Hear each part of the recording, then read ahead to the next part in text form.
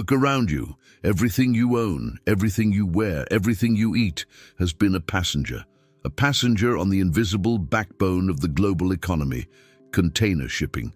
For decades, this system worked perfectly, quietly, efficiently, and so cheaply that the cost of shipping was negligible. The fact is, $25 trillion worth of goods move across the oceans every year, $25 trillion. This figure represents roughly 80% of the world's trade volume, yet it remains one of the least understood and least scrutinized sectors of global finance. It's an economy built on volume, standardization, and radical invisibility. The vastness of the ocean is a lie, because this immense, sprawling global system is governed by a pinched, delicate reality. It all flows through a tiny number of bottlenecks, controlled by an even tinier group of companies. The 300 largest container ships, just 300 vessels, can carry over half of the world's cargo capacity. This concentration of power, designed for ultimate efficiency, has resulted in a terrifying paradox. The entire world's commerce is held hostage by a hyper-optimized, zero-redundancy system. What happens when that system cracks? When a single mistake, a simple delay, or a geopolitical shift can freeze the flow of every commodity on Earth. Today, on the Maritime Index, we dive into the hidden world of container shipping. We reveal why the system designed for ultimate efficiency is now the world's most dangerous bottleneck. For the system to become this fragile, it first had to become this perfect. Before 1956, loading a ship was a slow, chaotic, and incredibly expensive task. This era of break-bulk cargo was defined by high labor costs, rampant theft, and agonizingly slow port turnaround times. Ships spent more time docked than sailing. Imagine the Port of New York in the early 1950s, 1,000 dock workers manually hauling individual sacks, barrels, and crates. The average cost to load cargo was $6 a ton. This logistical nightmare placed a severe cap on global trade, making many consumer goods prohibitively expensive. This system was not scalable. It was the last great pre-industrial sector of the global economy. The true blueprint of modern global trade was not conceived by a politician or an economist, but by an American trucking magnate named Malcom McLean.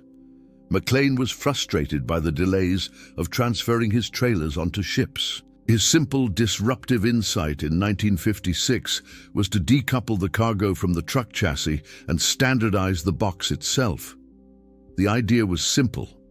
Instead of handling individual goods, you load everything into a uniform, stackable metal box. The standard shipping container, known as the TEU, 20-foot equivalent unit. The financial impact was immediate and revolutionary. This innovation slashed the cost of loading a ship from $6 a ton to barely 16 cents. This wasn't just a cost reduction, it was the birth of true globalization, enabling mass production in low-cost countries and mass consumption in the West. The real acceleration came with standardization. By the late 1960s, the International Organization for Standardization, ISO, codified the dimensions of the steel container.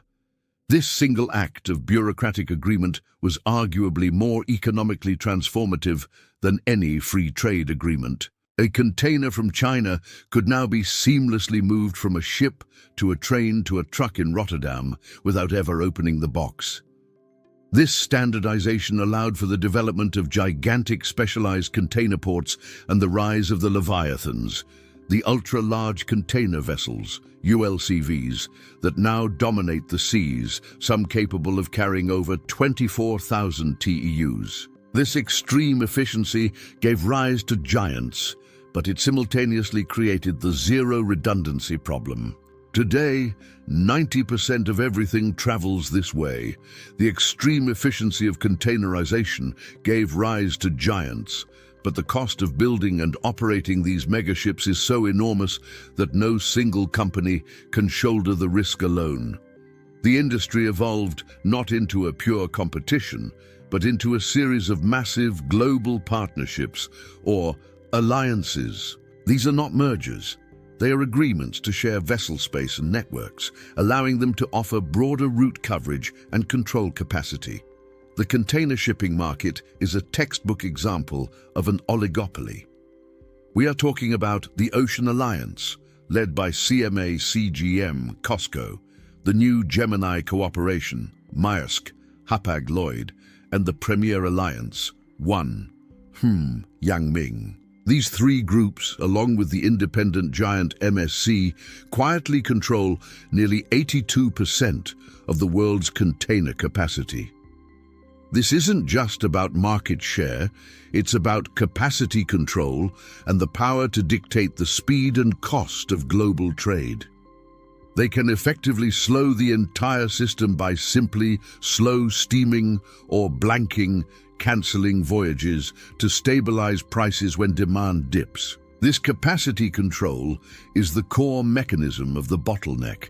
The global health of this system is measured by a seemingly obscure number, the Shanghai Containerized Freight Index, SCFI. This index measures the spot market freight rates for container transport from Shanghai to various global destinations. It is the financial pulse of the sector. For years, the SCFI was stable, fluctuating predictably with seasonality. Then came the COVID-19 pandemic and the geopolitical shocks. When global demand for consumer goods surged while port labor and inland logistics froze, the SCFI exploded. The cost of shipping a single 40-foot container from Asia to North America, which historically sat around $2,000, spiked to over $20,000 in 2021. This single change, this index spike, reveals the system's flaw. It showed that maritime shipping is the true price maker, not the last recipient of costs. When the SCFI spikes, the world feels it within weeks in the form of inflation, supply chain shortages, and halted production lines. This power of the index is the source of the system's hidden weakness.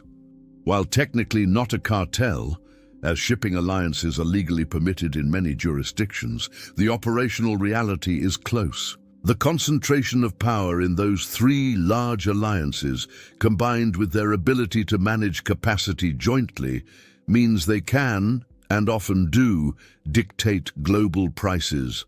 The consolidation trend shows no sign of slowing down. For shippers and regulators alike, understanding this dynamic is crucial. This high level of cooperation insulates these companies from true competition, shifting the risk and volatility onto small and medium-sized businesses and, ultimately, the consumer. The stability they promise to clients comes at the cost of global supply chain resilience. The fragile house of cards is built on the premise that these few players will always prioritize system flow, a premise repeatedly challenged by profit motives and unexpected global events. The system's efficiency is its greatest vulnerability because it is designed with zero redundancy and relies entirely on a few critical choke points. These are narrow, vital passages that connect massive ocean basins. The three most critical are the Suez Canal, the Panama Canal, and the Strait of Malacca. Approximately 12% of global trade and 30% of global container volume passes through the Suez Canal alone. These waterways save weeks of travel time, but they represent a single point of failure. The Panama Canal is currently struggling with a literal bottleneck: climate change. Multi-year droughts have lowered water levels in Gatun Lake, limiting the draft depth of ships allowed to transit. The canal's capacity is being artificially constrained by lack of water, a direct and ongoing climate bottleneck impacting trade. The most dramatic illustration of this failure was the 2021 grounding of the Ever Given. This ULCV, carrying 20,000 TEUs, became wedged diagonally across the single-lane stretch of the Suez Canal, blocking traffic for 6 days. The details are staggering. The ship, longer than the Empire State Building is tall, was buffeted by strong winds and became stuck near the 151 km mark. Over 300 vessels, including oil tankers and bulk carriers, were obstructed at both ends. The initial cost to global trade was estimated at $9.6 billion per day. The image of a single small excavator working against the enormous scale of the ship became a meme, but it revealed a serious truth. The system is too big for the infrastructure that supports it. A single ship, a simple error or a gust of wind could halt over $50 billion worth of trade and cause global ripple effects in pricing, inventory, and manufacturing for months. The Ever Given proved that the cost of efficiency is the total loss of control. The dependency on these narrow choke points is a permanent geopolitical liability. The Red Sea and the Strait of Hormuz, through which a third of the world's seaborne oil passes, are zones of perpetual tension. Recent attacks on commercial vessels in the Red Sea have forced major carriers to reroute ships around the Cape of Good Hope, adding 7 to 14 days to the voyage, increasing fuel consumption and raising freight costs by up to 15%. This demonstrates that maritime transport is not simply an economic system. It is an extension of global military and political conflict. The cost of geopolitical instability is instantaneously reflected in the shipping index, which quickly translates into higher costs for consumers worldwide. The peace and stability of these waterways are the silent, unspoken subsidies of the global economy. The pursuit of absolute efficiency in shipping has hidden another massive cost: the environmental footprint. The global shipping industry is a major source of pollution.